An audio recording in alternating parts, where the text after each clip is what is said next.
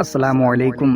عشق بلالی صحابہ کو نبی علیہ السلام سے کس قدر محبت تھی، ذرا اس کا اندازہ چند اشعار سے لگائیں جو میرے پسندیدہ اشعار میں سے ہیں۔ کہنے والے کو اللہ رب العزت جزائے خیر عطا فرمائے، وہ عاشق صادق تھے۔ حضرت بلال حبشی رضی اللہ تعالی عنہ کے بارے میں علامہ اقبال نے ایسے اشعار لکھے کہ لکھنے کا حق ادا کر دیا۔ جب بھی یہ اشعار پڑھتا ہوں تو لکھنے والے کے لیے دل سے بخشش کی دعا نکلتی ہے۔ فرماتے ہیں چمک اٹھا جو ستارہ تیرے مقدر کا، حبش سے تجھ کو اٹھا کر حجاز میں لایا۔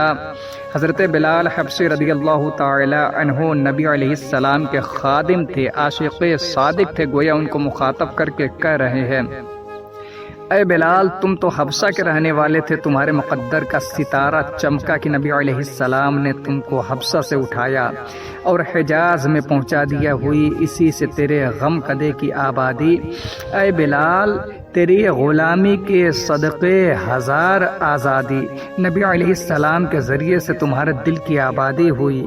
اے بلال تمہارے غلامی پر ہزار مرتبہ آزادی کو قربان کر دیا جائے، کیونکہ وہ آستہ نہ چھوٹا تجھ سے ایک دم کے لیے، کسی کے عشق میں تو نے مزے ستم کے لیے۔ جب محبت ہوتی ہے تو اس محبت کی وجہ سے اگر کوئی ستائے تو اس ستانے کا بھی مزہ آتا ہے۔ اے بلال نبی علیہ السلام کے ساتھ عشق کی وجہ سے کافر جو تجھ پہ ستم ڈھاتے تھے، تو نے اس ستم کے بھی مزے اٹھائے ہیں۔ آگے فرماتے ہیں نظر تھی صورت سلمان ادا شناس تیری، شراب دید سے بڑھتی تھی اور پیاس تیری۔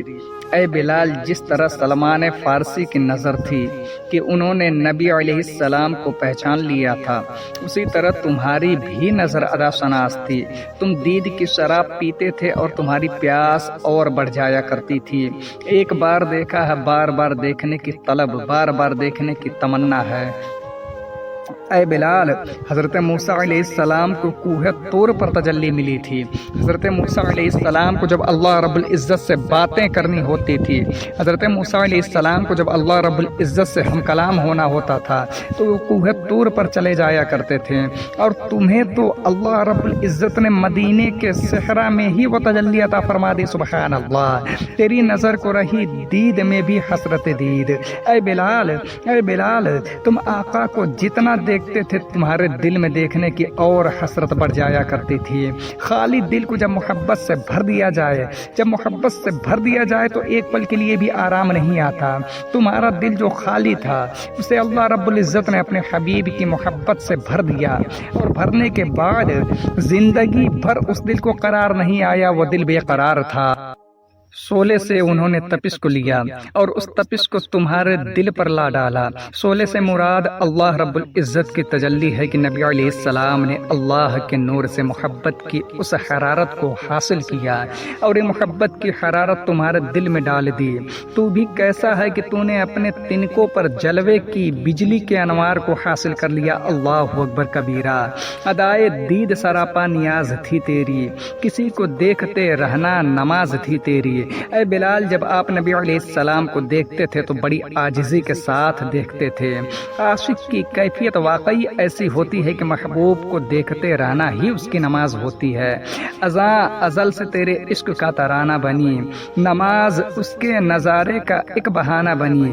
اے بلال یہ جو تم اذان دیتے تھے یہ تمہارے عشق کا ترانہ تھا، اشہد ان محمد رسول اللہ صلی اللہ تعالی علیہ وسلم۔ اور پھر فرمایا کہ نماز اس عشق کے اظہار کا بہانہ بنی۔ اللہ اکبر، وہ دور بھی کیا دور تھا جب اللہ رب العزت کے پیارے محبوب صلی اللہ تعالی علیہ وسلم کا دیدار عام تھا۔